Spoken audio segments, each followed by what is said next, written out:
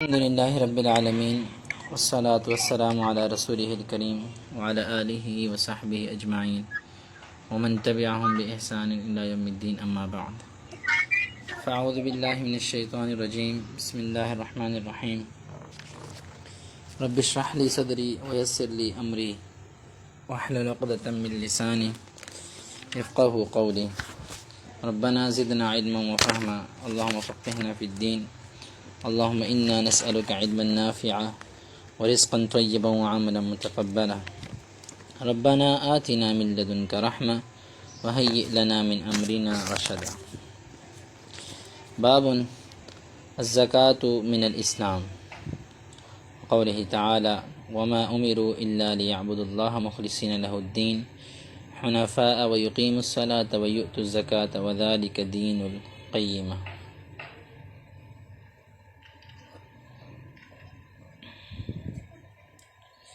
یہ باب ہے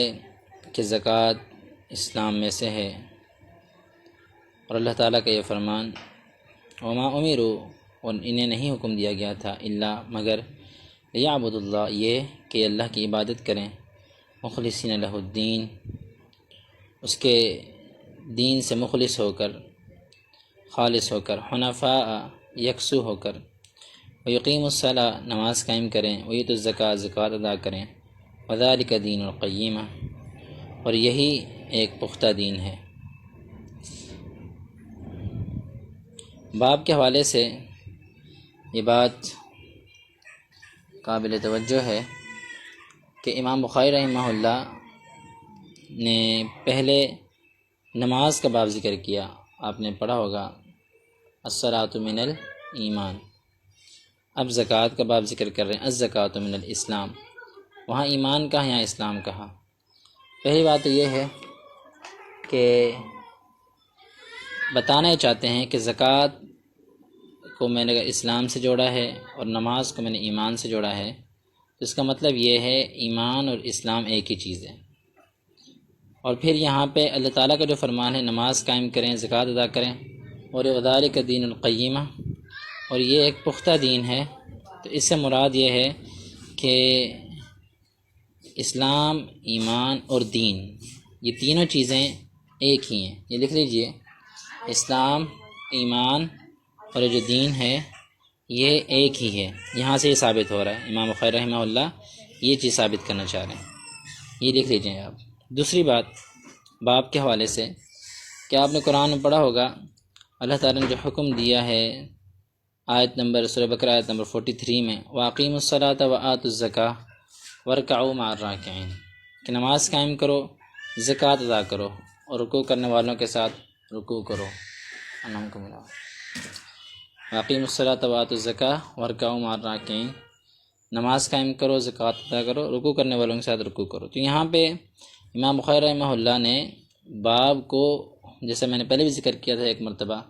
کہ کیسے امام بخاری رحمہ اللہ کی جو حسن ترتیب ہے وہ قرآن کے مطابق اور موافقت میں، تو اسی طریقے سے یہاں پر بھی پہلے امام بخاری نے نماز کا ذکر کیا، پھر اب زکوٰۃ کا ذکر کر رہے ہیں. تو اس میں پہلے بھی اللہ تعالیٰ نے جو حکم دیا سب سے پہلے آیت نمبر 43 سورہ بقرہ میں نماز کا دیا، پھر زکوٰۃ کا دیا. تو ایسے ہی بعد میں امام بخاری رحمہ اللہ نے زکوٰۃ کا ذکر کیا. یہ دو باتیں باب کے حوالے سے آپ سب کو معلوم ہونی چاہیے.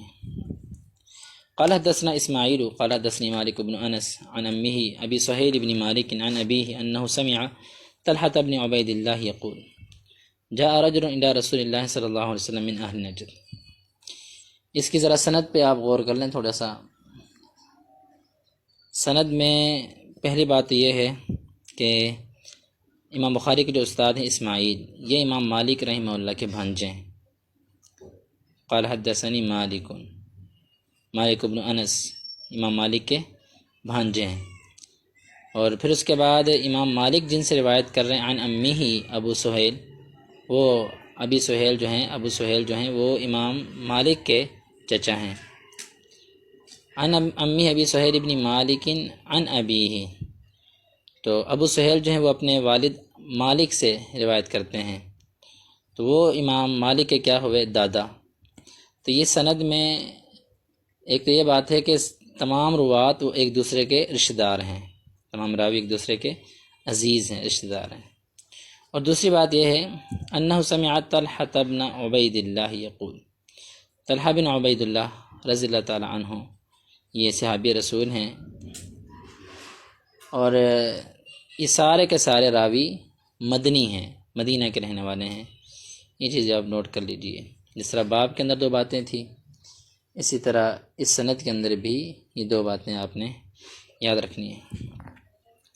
طلحہ بن عبید اللہ رضی اللہ عنہ فرماتے ہیں جاء رجل، ایک شخص آیا۔ اس کا ذکر یہ شخص کون تھا،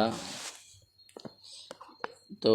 جو محدثین نے اس کا ذکر کیا ہے، یہ شخص زمام بن ثعلبہ رضی اللہ تعالیٰ عنہ ہوتے ہیں، یہ بھی لکھ لیں۔ جاء رجل الی رسول اللہ صلی اللہ علیہ وسلم، وہ شخص آیا اللہ کے نبی کے پاس۔ آیا کہاں سے تھا؟ من اہل نجد، اہل نجد سے۔ نجد سے کیا مراد ہے؟ نجد لغت میں بلند علاقے کو کہتے ہیں، جو علاقہ بلند ہونا اس کو نجد کہا جاتا ہے۔ تو یہاں سے اہل نجد سے مراد عرب کے اندر تہامہ سے لے کر عراق تک جو یہ پہاڑی سلسلہ پھیلا ہوا ہے، تہامہ سے لے کر عراق تک اس سارے علاقے کو نجد کہا جاتا ہے۔ تو نجد سے آیا تھا، سائر الرأس، بال بکھرے ہوئے تھے۔ صحابی رسول فرماتے ہیں طلحہ بن عبید اللہ، بال اس کے بکھرے ہوئے تھے۔ نسمعو، ہم سن رہے تھے، دوی بھن بھناہٹ، صوتی ہی اس کی آواز کی، ہم اس کی آواز کی بھن بھناہٹ سن رہے تھے، یعنی ولا نفقہ، ہمیں سمجھ نہیں آ رہی تھی ما یقول، وہ کیا کہنا چاہ رہا ہے، وہ کیا کہہ رہا ہے اللہ کے نبی صلی اللہ علیہ وسلم کو۔ حتی دنا، یہاں تک کہ وہ آپ کے مزید قریب ہو گیا۔ فائدہ ہوا، پھر وہ یسألو، پوچھنے لگا، عن الاسلام، اسلام کے متعلق۔ امام بخاری نے کتاب الصیام میں، یہاں پہ تو عن الاسلام کے الفاظ ہیں، کتاب الصیام میں ذکر کیا، وہاں ماذا فرض اللہ علیہ من الصلاۃ، وہاں یہ اس نے اس انداز میں سوال کیا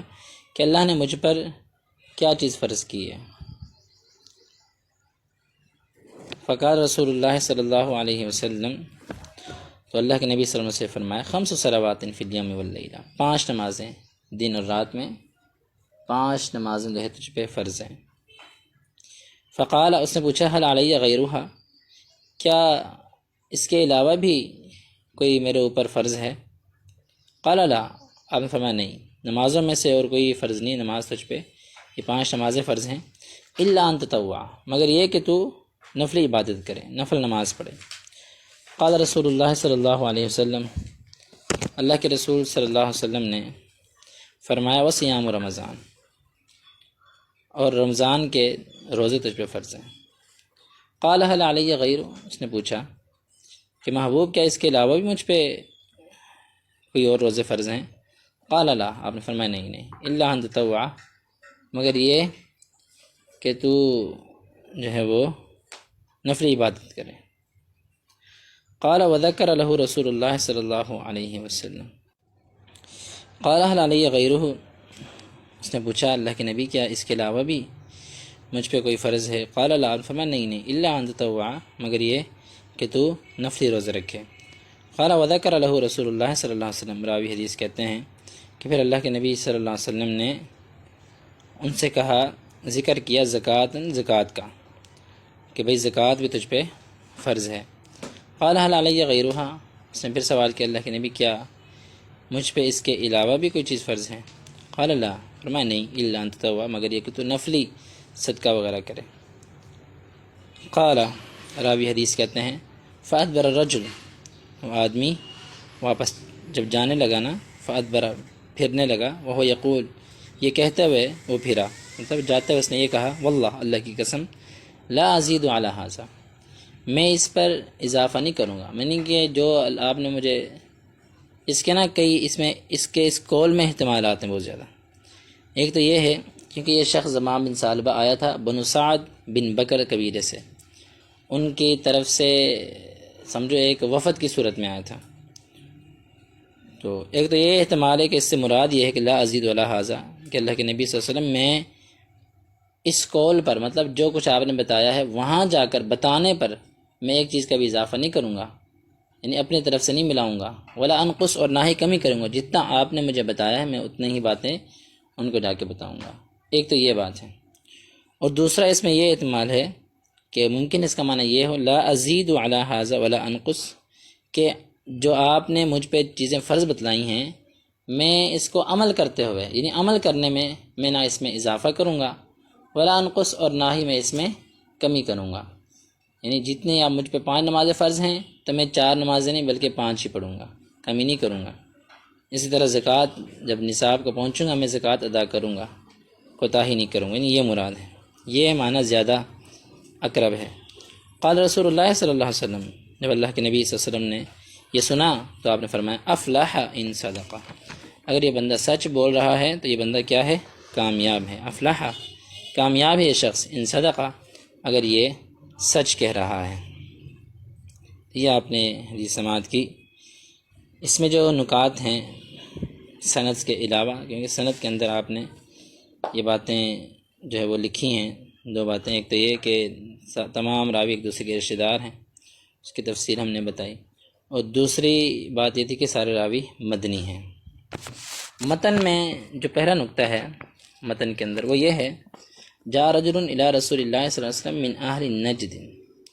کہ طلحہ بن عبید اللہ رضی اللہ عنہ ذکر کر رہے ہیں کہ اللہ کے نبی صلی اللہ علیہ وسلم کے پاس اہل نجد سے ایک شخص آیا۔ یہاں پہ آپ جو ہے وہ صحابی کی دیانت کا اندازہ لگا سکتے ہیں، یہاں سے آپ صحابی کی ذہانت کا بھی اندازہ لگا سکتے ہیں کہ کس طریقے سے انہوں نے علاقے کا بھی ذکر کیا، سائر الراس کہہ کر اس کی حیت، اس کی شکل و صورت، اور جو اس کے سر پہ جو پراگندہ بال، بکھرے ہوئے بال تھے اس کا بھی ذکر کیا، اور پھر کہا نسمع ندوی صوتی، اس کی آواز کی بھن بھناہٹ وہ جو ہے بھن بھن جس طرح بندہ کو یوں محسوس ہو رہی تھی لیکن لا نفع کو سمجھ نہیں آ رہی تھی، اس کا بھی ذکر کیا۔ یہاں سے صحابی رسول کی ذہانت کا اور دیانت کا اندازہ ہوتا ہے، ذہانت و دیانت۔ نمبر 2، دوسرا نقطہ اس میں کہ فَإِذَا هُوَ يَسْأَلُ عَنِ الْإِسْلَامِ، کہ وہ پھر اللہ کے نبی صلی اللہ علیہ وسلم کے قریب ہوا تو قریب ہو کر اس نے اسلام کے متعلق سوالات کیے۔ مطلب یہ کہ پہلے وہ جو کچھ کہہ رہا تھا نا اس کی سمجھ نہیں آ رہی تھی، حتیٰ دنا کے ساتھ، مطلب جب وہ قریب ہو تو پھر سمجھ آنا شروع ہوئی۔ تو اس نے کیا سوال کیا؟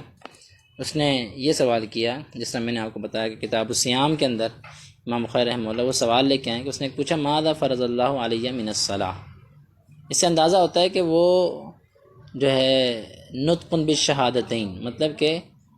توحید و رسالت کے مرحلے سے گزر چکا تھا، وہ توحید و رسالت کے اقرار کر چکا تھا، تبھی اس کے بعد جو ہے اس نے یہ سوال کیا ماذا فرض اللہ علیہ من الصلاۃ۔ تو دوسرا نقطہ لکھ لیجئے کہ وہ توحید و رسالت کے مرحلے سے گزر چکا تھا، اس لیے اس نے یہ سوال کیا ماذا فرض اللہ علیہ من الصلاۃ۔ اس کے بعد 5 صلوات فی الیوم واللیلہ، یہ جو الفاظ ہیں یہ اس بات کی طرف اشارہ کرتے ہیں جس سے امام شافعی رحمہ اللہ نے اور شوافع جو امام شافعی کے پیروکار ہیں انہوں نے استدلال کیا ہے کہ وطر واجب نہیں ہے، یہاں سے انہوں نے استدلال کیا ہے۔ یہ تیسرا نقطہ لکھ لیں کہ وطر واجب نہیں ہے، اور یہ درست موقف ہے کیونکہ 5 نمازوں کے اندر وطر نہیں آتا۔ وطر کا تعلق ہے تہجد کی نماز سے، وطر کا تعلق عشاء کی نماز سے نہیں ہے۔ یہ بھی کچھ لوگوں کے ذہن میں مغالطہ ہوتا ہے، وہ سمجھتے ہیں کہ وطر عشاء کی نماز کا حصہ ہے، ایسی بات نہیں ہے۔ یہاں تک تو یہ بات سمجھ میں آ رہی ہے کہ وطر واجب نہیں ہے۔ نمبر 3 ہو گیا۔ چوتھے نمبر پہ جو نقطہ ہے وہ یہ ہے کہ اس نے یہاں پہ اکتفا نہیں کیا، اس نے یہاں پر اکتفا نہیں کیا، مطلب اس نے دیکھا ہوگا نا لوگوں میں کچھ چیزیں رائج تھی تو وہ اس کو فرض سمجھ کر، اس لیے اس نے پوچھا اللہ کے نبی کوئی اور بھی فرض ہے تو وہی بتا دو۔ یہاں پر چوتھا نقطہ یہ سامنے آتا ہے کہ انسان کو بار بار جو اس پر فرائض ہیں اس کے متعلق پوچھنا چاہیے۔ یہ تو صرف نماز کے بارے میں پوچھ رہے ہیں، زکوٰۃ کے بارے میں پوچھ رہے ہیں، روزوں کے بارے میں، اور بھی جو چیزیں فرائض میں شامل ہیں۔ مثال کے طور پہ اب اس سے ہم نے نقطہ یہ اخذ کیا ہے نا کہ جو چیزیں فرض ہیں ان کے متعلق ہم نے پوچھنا ہے، سوال کرنا ہے۔ نماز فرض ہے، فرض کے اندر کیسے نماز پڑھی جائے، یہ جو طریقہ ہے، کیونکہ فرض کو ادا بھی تو کرنا ہے، وہ بھی فرض ہے، اس لیے اس کا طریقے کے بارے بھی سوال کرنا چاہیے، پوچھنا چاہیے، اور اس طریقے سے ہر چیز کے حوالے سے سوال کرنا چاہیے۔ جو چیزیں ہم پہ فرض ہیں، بالخصوص یہاں پر جو زمام بن ثعلبہ رضی اللہ عنہ ہیں، ان کا دین سے جو شوق ہے، وذالک دین القیمہ، یہی دین پختہ جو اللہ تعالیٰ نے فرمایا، دین سے جو شوق ہے وہ ثابت ہو رہا ہے۔ نمبر 5، 5ویں نمبر پہ ایک نقطہ اس میں اللہ کے نبی صلی اللہ علیہ وسلم کی طرف سے وہ بھی لکھیں کہ آپ صلی اللہ علیہ وسلم فرما رہے لا الا ان تطوع، فرض نہیں ہے مگر یہ کہ تو نفلی عبادت کرے۔ یہاں پہ اللہ کے نبی صلی اللہ علیہ وسلم اسے نفل کی طرف رغبت دلا رہے ہیں، اسے صرف یہ نہیں کہہ رہے کہ بس ٹھیک ہے فرض پڑھ لے بس ٹھیک ہے، نہیں، یہ بات ٹھیک ہے فرض پڑھ لے گا کامیاب ہو جائے گا، لیکن اگر تو نفل کرے گا تیرے لیے بہتر ہے۔ نفلی عبادت کرنے سے فرائض کی جو کمی کوتاہیاں ہوتی ہیں وہ دور ہو جاتی ہیں، اس لیے اللہ کے نبی صلی اللہ علیہ وسلم نفل کی طرف رغبت دلا رہے ہیں۔ یہ بڑا اہم نقطہ ہے، ہمیں بھی کوئی بندہ اگر پوچھے فرض کا تو اس کو نفل کی طرف رغبت دلانی چاہیے۔ 6 نمبر پہ اسی جملے سے ایک اور نقطہ اخذ ہوتا ہے، وہ یہ ہے کہ انسان کو جواب دیتے ہوئے صرف اتنا جواب نہیں دینا چاہیے جتنا اس نے سوال کیا، بلکہ اس کے علم میں مزید معلومات میں اضافہ کرنے کے لیے اسے مزید علم دینا چاہیے، تاکہ کل کو اگر اسے اس کی بھی ضرورت پڑے تو یہ اگلا علم بھی اس کے پاس ہے۔ مطلب اگر آپ فرض ہی بتا دیتے، نفل کا ذکر نہ کرتے بالفرض، اب تو وہ گھر جا کے نفل بھی پڑھے یا نہ پڑھے، کم از کم اس کے علم میں تو یہ بات آ گئی نا کہ نفل ہے، آگے جب بتلائے گا تو ایسے بتلائے گا۔ 7ویں نمبر پہ جو نقطہ ہے وہ یہ ہے کہ اس نے اینڈ پہ آ جائیں، آخر پہ، حدیث کے آخر پہ اس نے جاتے ہوئے الفاظ کہے واللہ لا ازید علی ھذا ولا انقص، کہ اس کا مطلب یہ ہے کہ میں آپ نے جو فرائض بتائے ہیں میں اس پہ انشاءاللہ پورا اتروں گا۔ اس سے نقطہ ثابت ہو رہا ہے کہ فرائض میں کبھی بھی انسان کو کمی کوتاہی نہیں کرنی چاہیے۔ یہاں مسلمان بہت زیادہ کمیوں کا شکار ہیں۔ چلیں آپ اگر نوافل نہیں پڑھنا چاہتے، آپ اگر اضافی بات نہیں کرنا چاہتے، کم از کم فرائض کی ادائیگی تو کریں، فرائض کو تو پورا کریں۔ یہاں سے جو 8واں نقطہ ماخوذ ہے وہ یہ ہے قال رسول اللہ صلی اللہ علیہ وسلم افلح ان صدق، جو شخص فرائض کی ادائیگی کر رہا ہے، جو شخص فرائض کی ادائیگی کر رہا ہے وہ بندہ کامیاب ہے۔ یہ نقطہ 8واں، فرائض کی ادائیگی کرنے والا شخص کامیاب شخص ہے۔ اس حدیث میں جو مجموعی طور پہ بات سمجھ میں آ رہی ہے وہ یہ ہے کہ جو اسلام کے ارکان ہیں، اسلام کے 9ویں نمبر پہ لکھنے نقطہ، مجموعی طور پہ جو بات سمجھ آ رہی ہے پوری حدیث سے، اسلام کے جو ارکان ہیں ان میں آپ کمی کوتاہی نہیں کر سکتے، ان کو آپ پورا ادا کریں گے، اس کے بغیر آپ کامیاب نہیں ہو سکتے۔ اسلام کے تمام اراکین کو آپ نے مکمل طور پر کرنا۔ جی، باب اتباع الجنائز من الایمان، بیان ہے کہ جنازے کے ساتھ جانا ایمان میں شامل ہے، ایمان کا حصہ ہے۔ باب کے حوالے سے امام بخاری رحمہ اللہ کی یہاں حسن ترتیب بڑی خوبصورت انداز میں سمجھ آتی ہے کہ امام بخاری رحمہ اللہ نے ایمان کے جتنے امور تھے، جتنے معاملات تھے، وہ ذکر کرنے کے بعد اب اس کو ختم کرنا چاہ رہے ہیں، تو وہ جنازے کا ذکر کر رہے ہیں، جنازے کا تذکرہ، کیونکہ یہاں سے دنیا کے جو احوال ہیں اس کی انتہا معلوم ہوتی ہے۔ بندہ مر جاتا ہے وہ دنیا کے احوال کی انتہا کو پہنچ جاتا ہے نا، تو اس لیے امام بخاری رحمہ اللہ نے کتاب الایمان کا اب اینڈ چل رہا ہے تو آخر میں اتباع الجنائز کا ذکر کیا، اتباع الجنائز من الایمان، یہ لکھ لیں باب کے حوالے سے بات۔ اس کے بعد اس کی سند میں قال حدثنا احمد بن عبد الله بن علي المنجوفي قال حدثنا روح قال حدثنا عوف عن الحسن ومحمد عن ابي هريره ان رسول الله صلی اللہ علیہ وسلم قال، سند میں احمد بن عبداللہ بن علی المنجوفی، یہ المنجوفی جو آپ کو نسبت سمجھ آ رہی ہے، یہ امام بخاری کے شیخ احمد بن عبداللہ رحمہ اللہ جو ہیں ان کے جد امجد کا نام تھا منجوف، یہ ان کی طرف نسبت ہے۔ اس کے بعد روح، یہاں روح سے مراد روح بن عبادہ قیسی، روح بن عبادہ قیسی جو ہے راوی یہ وہ مراد ہے۔ آگے ہیں قال حدثنا عوف، یہاں عوف بن ابو جمیلہ۔ اس کے بعد الحسن، یہاں حسن سے مراد حسن بصری رحمہ اللہ مراد ہے۔ اور محمد، یہاں محمد سے مراد محمد بن سیرین رحمہ اللہ مراد ہے۔ محمد بن سیرین جو تعبیر الرؤیا کے مصنف ہیں، تعبیر الرؤیا جو خوابوں کی تعبیروں میں ایکسپرٹ تھے، محمد بن سیرین یہاں سے وہ مراد ہے۔ عن ابی ہریرہ، سیدنا ابو ہریرہ رضی اللہ عنہ کے علاوہ اس سند میں جتنے بھی راوی ہیں وہ سارے کے سارے بصری ہیں۔ سند کے سارے راوی کیا ہیں؟ بصری ہیں۔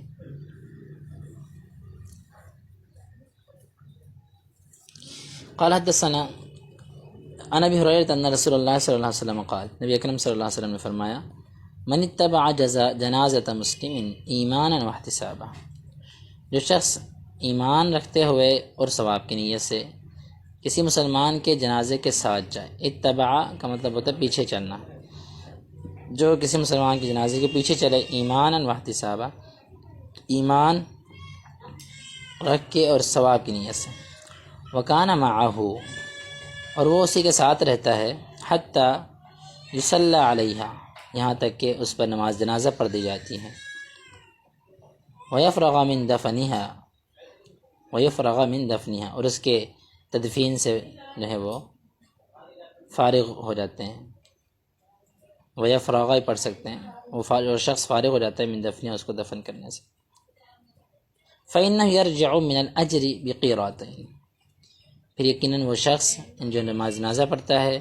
پھر تدفین بھی جا کے کرتا ہے، یرجع وہ لوٹتا ہے من الاجر بقیراتین، 2 قرات کے اجر کے ساتھ، ان 2 قرات اجر لے کے لوٹتا ہے، کل قیرات مثل احد، اور ہر قرات وہ احد پہاڑ جتنا ہے، ومن صلی علیہا ثم رجع قبل ان تدفن، اور جو شخص نماز جنازہ پڑھتا ہے ثم رجع پھر لوٹ آتا ہے قبل ان تدفن تدفین سے پہلے، فإنہ یرجع من الاجر بقیرات، تو وہ صرف 1 قرات لے کے لوٹتا ہے۔ تابعہ عثمان المؤذن، تو اس کی مطابقت کی یعنی اس حدیث کی روح، پچھلی حدیث میں روح راوی تھے، اس کے ساتھ عثمان المؤذن نے، قال وہ کہتے ہیں قال حدثنا عوف عن محمد عن ابی ہریرہ عن نبی صلی اللہ علیہ وسلم، یعنی ان جو عثمان المؤذن ہیں ان سے بھی یہ روایت مروی ہے ابو ہریرہ رضی اللہ تعالیٰ عنہ سے۔ اب اس روایت میں پہلی بات یہ سمجھ میں آتی ہے ایمان و احتسابہ سے کہ باب سے مناسبت ہے، پھر نقطہ لکھ لیں، ایمان و احتسابہ باب سے یہ مناسبت ہے، ایمان اور احتساب یعنی ثواب کی نیت سے، کہ جنازے کی اتباع کرنا یہ ایمان میں شامل ہے۔ دوسرا نقطہ، وکان معہ حتی یصلی علیہا، اللہ کے نبی صلی اللہ علیہ وسلم اپنے صحابہ کو ترغیب دلا رہے ہیں کہ جب بھی جنازے کے ساتھ چلیں تو ان کو دفنا کے آئیں، صحابہ کو ترغیب دلائی جا رہی ہے کہ دفنا کے واپس آئیں، یہ بہت بہتر ہے،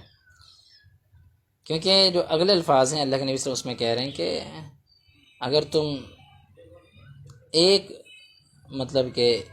2 عمل میں سے ایک عمل کر کے آؤ گے، صرف جنازہ پڑھ کے آؤ گے تو پھر 1 قرات اجر ملے گا، تمہیں 2 قرات لینے چاہیے، ورنہ اگر یہ ترغیب نہ ہوتی تو اللہ کے نبی صلی اللہ علیہ وسلم صرف پہلے 1 قرات کا ذکر کرتے پھر 2 قرات کا، 2 قراتوں کو مقدم ذکر کرنے کا مقصد ہی یہ ہے کہ آپ نے 2 قرات لینے ہیں، یہ ترغیب دلائی جا رہی ہے۔ تیسرا نقطہ اس میں یہ ہے کہ من صلی علیہ ثم رجع قبل ان تدفن، کہ اگر کوئی شخص صرف نماز جنازہ پڑھنے جاتا ہے تو اس کو بھی اجر ملے گا۔ اللہ کے نبی صلی اللہ علیہ وسلم یہاں سے یہ بات ہمیں بتانا چاہ رہے ہیں، جو ہمارا تیسرا نقطہ ہے کہ کسی بھی شخص کو جو ہے نا وہ اس کو ثواب سے محروم نہیں رکھا جائے گا، اس کا جو ثواب بنتا ہے اسے وہ ملے گا۔ اور اسی بات سے جو چوتھا نقطہ سمجھ میں آتا ہے وہ یہ ہے کہ جیسا اللہ کے نبی صلی اللہ علیہ وسلم نے ترغیب دلائی ہے ثواب کی طرف، چاہے وہ 1 قرات لے لیکن لے تو صحیح، تو یہاں سے کم ثواب کی طرف بھی ترغیب دلائی جا رہی، تھوڑے بھی ثواب چھوڑو نا، تھوڑا بھی ثواب چھوڑنا وہ حاصل کرو۔ یہ چند نکات اس حدیث سے جو ثابت ہو رہے ہیں بہت اہم ہیں۔ تو یہاں پہ ایک مسلمان کا حق جو بتایا جا رہا ہے وہ یہ ہے، آپ کے اوپر فرض ہے کہ آپ مسلمان کی حق ادا کریں، جب وہ فوت ہو جائے تو اس کے جنازے کے ساتھ چلیں۔ یہ 5ویں نمبر پہ لکھ لیں، مسلمان کا حق بیان کیا جا رہا ہے کہ جب وہ فوت ہو جائے تو اس کے جنازے کے ساتھ چلیں، مطلب نماز جنازہ پڑھیں اور تدفین بھی کریں۔ هذا ما عندي والله اعلم بالصواب۔ جی، باب خوف المؤمن من ان يحبط عمله وهو لا يشعر۔ یہ باب ہے خوف المومن کہ مومن کو ڈرنا چاہیے، من ان يحبط عمله، اس بات سے کہ اس کا عمل کہیں ضائع نہ ہو جائے، وهو لا يشعر، اور اسے شعور تک نہ ہو، اسے پتہ بھی نہ چلے۔ مومن کو اپنے اعمال کی بربادی کا خیال رکھنا چاہیے، اسے خوف رکھنا چاہیے۔ امام بخاری رحمہ اللہ اس باب کو شروع میں بھی ذکر کر سکتے تھے، لیکن یہاں پہلے تمام اعمال ذکر کیے جن کا تعلق ایمان سے تھا، تو اب اعمال کو ذکر کرنے کے بعد یہ باب لے کے آ رہے ہیں کہ اعمال تو آپ نے کر لیے، لیکن اعمال کی اب حفاظت بھی کرنی ہے، کہیں ضائع نہ ہو جائیں۔ اعمال کا ضائع ہونا، ٹھیک ہے، یہ آپ کے ایمان میں کمی لے کے آئے گا۔ ایمان میں زیادتی اور کمی ہوتی ہے نا، تو ایمان میں یہ کمی کا باعث ہے آپ کا کہیں عمل ضائع نہ ہو جائے، اور اس کا خوف رکھنا، اگر آپ کو خوف ہے آپ کے عمل کہیں ضائع نہ ہو جائے، اس کا خوف رکھنا یہ ایمان میں اضافے کا باعث ہے۔ یہ امام بخاری رحمہ اللہ باب سے ثابت کرنا چاہ رہے ہیں کہ میں نے اعمال ذکر کر دیے، نماز، روزہ، زکوٰۃ وغیرہ، تو اب جو ہیں آپ نے اعمال کرنے کے بعد اس کا خوف بھی رکھنا ہے۔ وہ خوف کیسے ہوگا؟ آپ نے برائی نہیں کرنی، برائیوں سے بچنا ہے۔ چلیں، وقال ابراہیم التیمی، ابراہیم تیمی رحمہ اللہ فرماتے ہیں، یہاں سے ابراہیم یہ فقہ تابعین میں ان کا شمار ہوتا ہے، بڑے عظیم تابعی تھے، اور واعظ، ان کو واعظ بھی کہا جاتا تھا، ابراہیم واعظ، کیونکہ واعظ کیا کرتے تھے۔ تو یہ اپنے واعظ کے حوالے سے اپنا قول ایک ذکر کریں، کہتے ہیں ما عرضت قولی علی عملی، ما عرضت نہیں میں نے پیش کیا قولی اپنے قول کو علی عملی اپنے عمل پر، الا خشیت مگر یہ ڈرا اس بات سے ان اکون مکذبا کہ کہیں میں شریعت کے جھٹلانے والوں میں سے نہ ہو جاؤں۔ مطلب یہ ان کی ایک ورع اور تقوی کی علامت ہے کہ وہ اپنے قول و فعل میں محسوس کر رہے ہیں کہ تضاد پایا جا رہا ہے، کہ جو میں واعظ کرتا ہوں میرا عمل اتنا نہیں ہے، حالانکہ اس چیز کا خوف رکھنا، اس چیز کا ڈر رکھنا، یہ ایک ایمان کی علامت، یہ ایک مومن کی علامت ہے۔ مومن کو خوف اور ڈر ہونا چاہیے کہ اس کا عمل ضائع نہ ہو جائے۔ یہاں ابراہیم تیمی رحمہ اللہ جیسے عظیم فقیہ یہ الفاظ کہہ رہے ہیں، تو ہمیں کیسے الفاظ کہنے چاہیے یہ ہم خود اپنے گریبان میں جھانکیں اور دیکھیں۔ وقال ابن ابی ملیکہ، امام ابن ابی ملیکہ رحمہ اللہ وہ فرماتے ہیں ادرکت ثلاثین من اصحاب النبی صلی اللہ علیہ وسلم، میں نے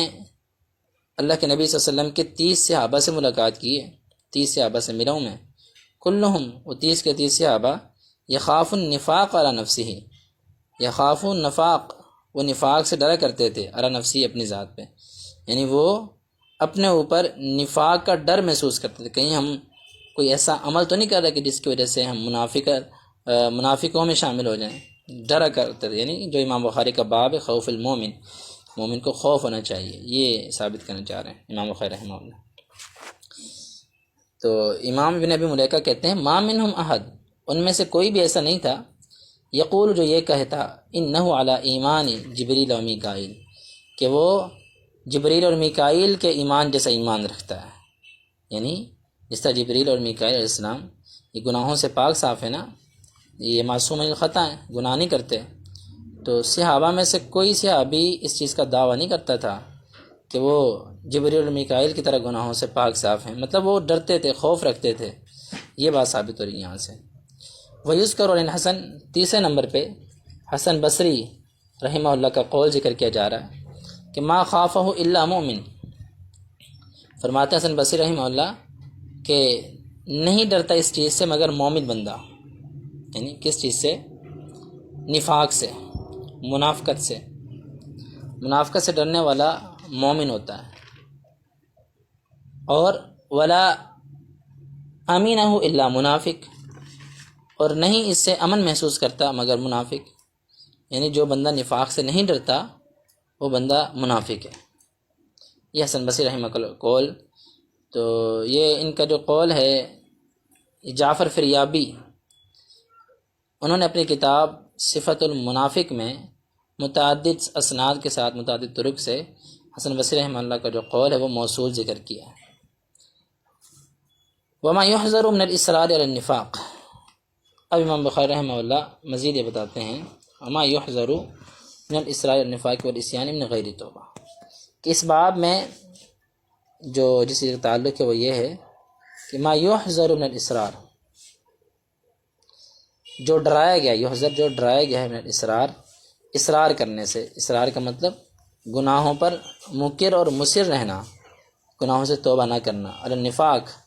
نفاق پر اصرار کرنا، والعصیان اور گناہوں پر اصرار کرنا، یہ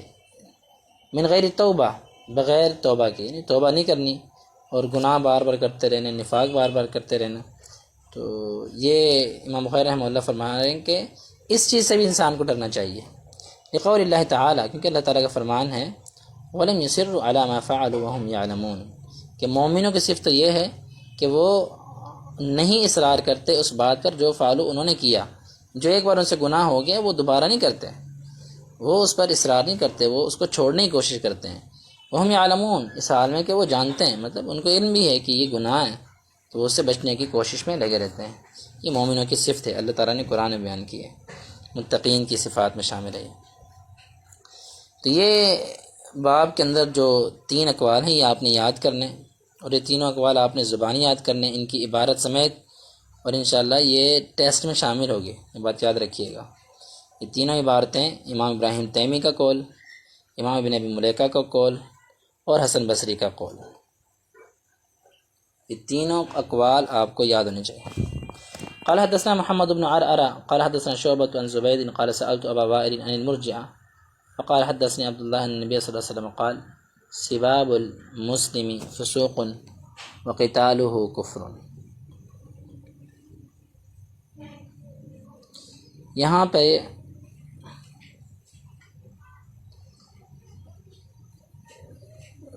زبید وہ کہتے ہیں کہ میں نے سوال کیا ابو وائل سے، ابو وائل جو ہیں ان سے مراد شقیق بن سلمہ ہیں، زبیر سے مراد زبیر بن حارث الیامی، زبیر بن حارث الیامی، وہ ابو وائل سے بیان کرتے ہیں، ابو وائل کا نام ہے شقیق بن سلمہ، یہ بات یاد رکھیے گا۔ تو ابو وائل جو ہے کہتے ہیں میں نے ان سے سوال کیا عن المرجیہ، مرجیہ کے بارے میں۔ اصل میں یہ جو حدیث اور امام بخاری رحمہ اللہ نے جو باب ذکر کیے ہیں نا، یہ مرجیہ کے بارے میں ایک خصوصی رد کر رہے ہیں۔ مرجیہ ایک فرقہ ہے، یہ کہتے ہیں کہ ایمان جو ہے صرف تصدیق بالقلب کا نام ہے، دل سے تصدیق کر لیں بس، اقرار باللسان کی کوئی ضرورت نہیں ہے، اور نہ ہی گناہوں سے ایمان میں کمی ہوتی ہے، وہ اس چیز کے جو ہے وہ اقرار نہیں کرتے کہ گناہوں سے ایمان میں کمی ہوتی ہے۔ تو امام بخاری اصل میں ان پر رد کرنا چاہ رہے ہیں اس حدیث سے، اور بالخصوص پھر ابو وائل سے جب سوال کیا جا رہا ہے تو نام لے کے مرجیہ کے بارے میں۔ مرجیہ اس کا لغوی معنی ہے امید دلانے والے، یعنی یہ جو فرقہ ہے نا یہ امید دلاتے ہیں، کوئی مسئلہ نہیں، آپ گناہ کر رہے ہیں بس ٹھیک ہے، آپ جو ہے جنتی ہیں، کوئی مسئلہ نہیں، آپ عمل نہ بھی کریں آپ جنتی ہیں، آپ صرف لا الہ الا اللہ محمد رسول اللہ کہتے ہیں، آپ جہنم میں نہیں جائیں گے، اس لیے ان کا نام مرجیہ رکھا گیا ہے، امید دلانے والے۔ ان کے بارے میں سوال کیا، فقالا، تو انہوں نے حدیث پیش کر دی، کہا حدثنی عبداللہ، مجھے حدیث بیان کی عبداللہ بن مسعود رضی اللہ تعالیٰ عنہ نے، ان نبی صلی اللہ علیہ وسلم قال، کہ نبی اکرم صلی اللہ علیہ وسلم نے فرمایا سباب المسلم فسوق، مسلمان کو گالی دینا گناہ ہے، وقتالہ کفر، اور اس سے لڑنا کفر ہے۔ یہ دیکھیں امام بخاری رحمہ اللہ باب بیان کر رہے ہیں کہ مومن کو ڈرنا چاہیے کہ اس کا عمل ضائع نہ ہو جائے، تو یہاں سے یہ بات ثابت کر رہے ہیں کہ اس کا عمل ضائع کیسے ہو سکتا ہے؟ مسلمان کو گالی دینے سے۔ امام بخاری کی فقاہت کا آپ اندازہ نہیں لگا سکتے، سبحان اللہ۔ میں نے اس پہ غور کیا کہ امام بخاری نے باب باندھا کہ مومن کو اپنے عمل بربادی سے ڈرنا چاہیے، اور حدیث یہ لے کے آ رہے ہیں سباب المسلم فسوق، مسلمان کو گالی دینا گناہ ہے اور اسے لڑنا کفر ہے، تو یہ عمل کیسے ضائع ہو رہا ہے اس سے؟ پھر ایک اور حدیث میرے سامنے آئی کہ اللہ کے رسول صلی اللہ علیہ وسلم نے فرمایا، صحابہ سے پوچھا اتدرون، کیا تم جانتے ہو کہ من المفلس، مفلس کون ہے؟ صحابہ نے کہا اللہ کے نبی صلی اللہ علیہ وسلم ہم تو المفلس فینا من لا درہم لہ ولا متاع، ہم میں تو مفلس وہ ہے جو اس کے بعد درہم و دینار نہ ہو۔ تو آپ علیہ السلام نے فرمایا نہیں، میری یہ مراد نہیں ہے، میری امت کا مفلس وہ ہے جو قیامت کے دن آئے گا، یاتی یوم القیامہ بصیام وصلاۃ وزکاۃ، نمازوں کے ساتھ، زکوٰۃ کے ساتھ، روزوں کے ساتھ، مطلب اس کے اعمال بہت ہوں گے، نیکیاں اس کے پاس بہت ہوں گی، نیکیوں کے پہاڑ لے کے آئے گا۔ تو جب وہ اللہ کے حضور اپنی نیکیاں پیش کرے گا نا، تو دوسری طرف سے ایک شخص آئے گا، وہ کہے گا اللہ قد شتم ھذا، اس نے مجھے گالی دی تھی۔ ایک آئے گا قد ضرب ھذا، ایک دوسرا آئے گا اللہ اس نے مجھے مارا تھا۔ ایک اور آئے گا اللہ قد اکل مال ھذا، اس نے مال کھایا تھا، فلاں فلاں، ایسے پوری لائن لگ جائے گی۔ تو یہ جو نیکیاں لے کے گیا ہوا تھا، تو جس نے اب گالی دی، ٹھیک ہے، اب اس کی نیکیاں اٹھائیں، گالی کے بدلے اس کو نیکیاں دی جا رہی ہیں۔ اب دیکھیں، یہ دیکھیں امام بخاری کے فقہات، سباب المسلم فسوق، مسلمان کو گالی دینا کیا ہے؟ گناہ ہے۔ اور اس حدیث میں لفظ نہیں کہ اس کے گالی کی وجہ سے عمل ضائع ہوں گے، لیکن امام بخاری باب باندھ رہے ہیں کہ مومن کو اپنے عمل کی بربادی سے ڈرنا چاہیے، کیونکہ امام بخاری کے ذہن میں وہ حدیث ہے کہ قیامت کے دن جب یہ شخص پیش ہوگا گالی دینے والا، تو جس کو گالی دی جا رہی ہے اس کو وہ عمل دینے پڑیں گے، نیکیاں اس کے ضائع ہو جائیں گے اس لیے مومن کو خوف کرنا چاہیے۔ وَقِتَالُهُ كُفْرٌ، اور اس سے لڑنا کفر ہے، جیسے جس نے کہا تھا ضرب ھذا، اللہ اس نے مجھے مارا تھا، جو دوسرا بندہ آیا تھا، تو اب اس سے لڑا ہے۔ اب لڑنے کی وجہ کیا تھی؟ ایک اور آئے گا کہے گا اللہ اس نے اکلا مال، میرا مال کھایا تھا، مال کی وجہ سے ہو سکتا لڑائی ہو سکتا ویسے لڑائی ہو، مطلب لڑائی کی وجہ سے اب اس کو قیامت کے دن اس کی نیکیاں دی جا رہی ہیں۔ یہاں سے معلوم یہ ہوتا ہے کہ جیسے مسلمان گالی دینا گناہ ہے اور اسے لڑنا کفر ہے، ویسے قیامت کے دن اس کی نیکیاں بھی ضائع ہوں گی۔ جو نماز پڑھے، زکوٰۃ دے، حج کرے وغیرہ، یہ نیکیاں ضائع ہو جائیں گی قیامت کے دن۔ اس لیے مومن کو اس چیز کا خوف اور ہمیشہ ڈر لگے رہنا چاہیے کہ یار یہ اس طرح نہیں ہونا چاہیے، مجھے ہمیشہ خوف رکھنا چاہیے۔ یہ امام بخاری رحمہ اللہ ثابت کرنا چاہ رہے ہیں۔ یہ باتیں ساری آپ نے لکھنی ہیں۔ اس حدیث میں جو پہلا نقطہ ہے وہ آپ یہاں سے لکھنا ہے آپ نے، امام بخاری کی فقاہت، کہ اس باب سے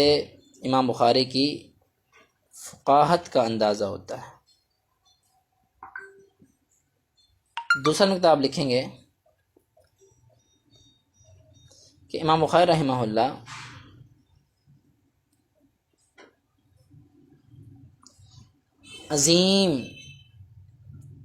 تین عظیم تابعین کا ذکر کر رہے ہیں، تین عظیم تابعین کا، ان کے اقوال کا اس حوالے سے ذکر کر رہے ہیں۔ اور اس میں آپ تیسرا نقطہ یہ لکھیں گے کہ امام بخاری رحمہ اللہ مرجیہ پر، جو فرقہ مرجیہ ہے،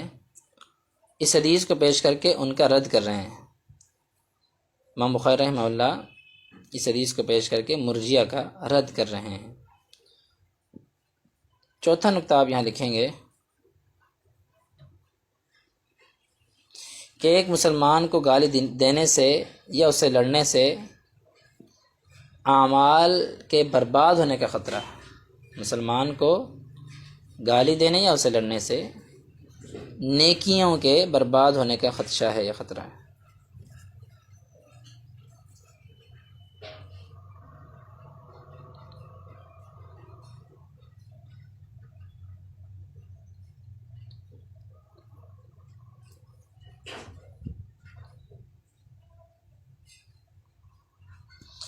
پانچویں نمبر پہ یہاں آپ نے ایک اور نقطہ لکھنا ہے کہ جس طرح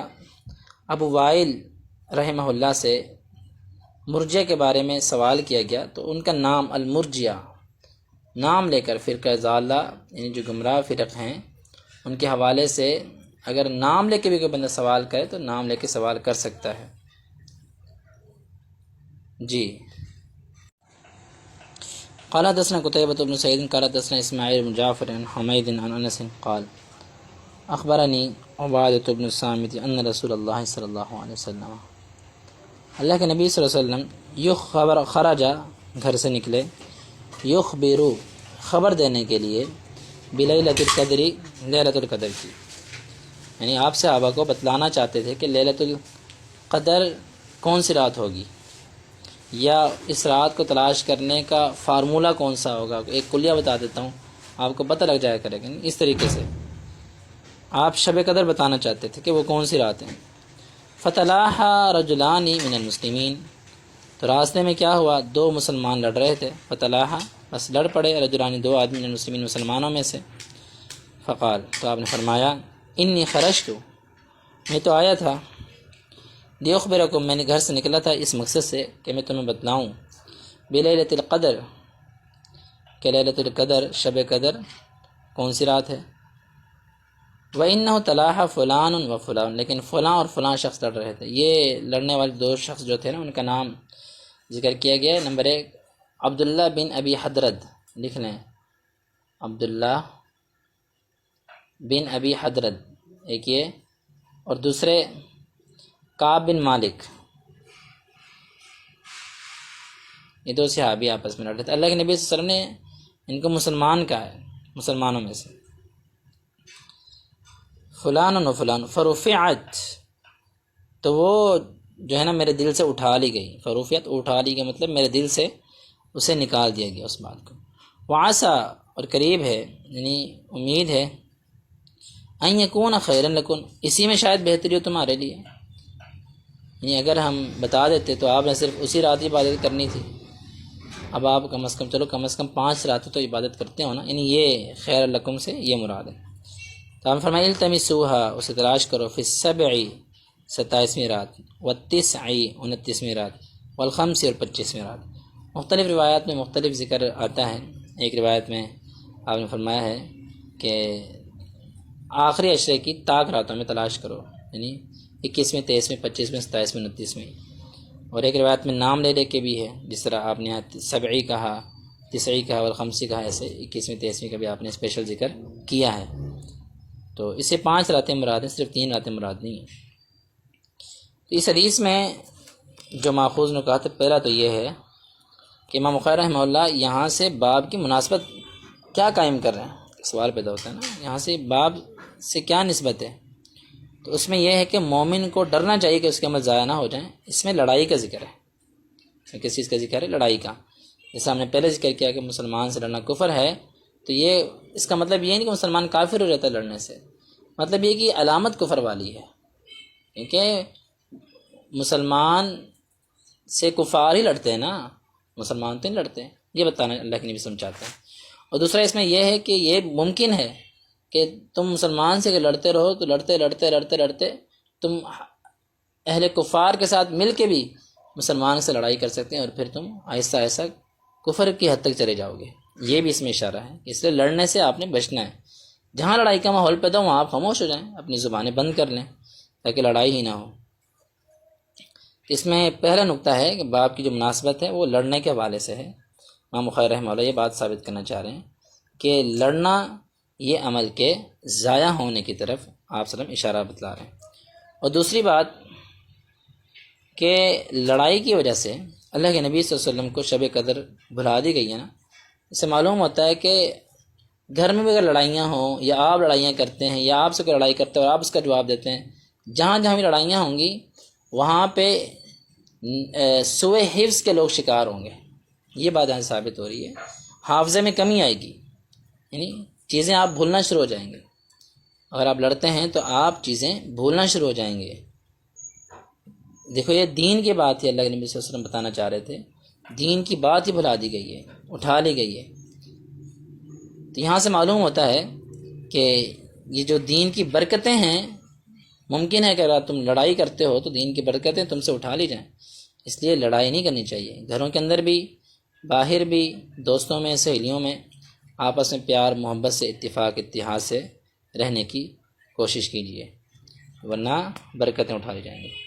تیسرا اس میں نقطہ یہ معلوم ہوتا ہے کہ اللہ کے نبی صلی اللہ علیہ وسلم صحابہ سے کہہ رہے ہیں کہ اس بھولنے میں اللہ کی طرف سے بہتری ہے۔ دیکھیں یہاں سے یہ بات ثابت ہو رہی ہے کہ پیارے پیغمبر صلی اللہ علیہ وسلم بجائے اس کے کہ صحابہ پریشان ہوتے، آپ نے ان کو ایک امید دلائی۔ ایک امیر کو، ایک حاکم کو، ایک معلم کو، ایک مزکی کو، ایک مربی کو، ایک داعی کو، ایک مبلغ کو چاہیے کہ وہ اپنے مقتدیوں کو، اپنی رعایا کو، اپنے ماتحتوں کو خیر کی طرف امید دلائے، جس طرح اللہ کے نبی صلی اللہ علیہ وسلم نے امید دلائی۔ چوتھا یہاں سے جو نقطہ ثابت ہوتا ہے وہ یہ ہے کہ لیلۃ القدر اس کے لیے انسان کو جستجو کرنی چاہیے، کوشش کرنی چاہیے، اس کو تلاش کرتے رہنا چاہیے، ہر سال تلاش کریں، صرف ایک بار نہیں، بار بار تلاش کرنے کی کوشش کریں۔ یہ چند نکات یہاں سے ہم نے اخذ کیے ہیں۔ جی ہم یہیں پہ اکتفا کریں گے، انشاءاللہ کل سے ہم پڑھیں گے باب سؤال جبریل النبی صلی اللہ علیہ وسلم۔ اقول قولی ھذا استغفر اللہ لی ولکم ولسائر المسلمین وآخر دعوانا ان الحمد للہ رب العالمین۔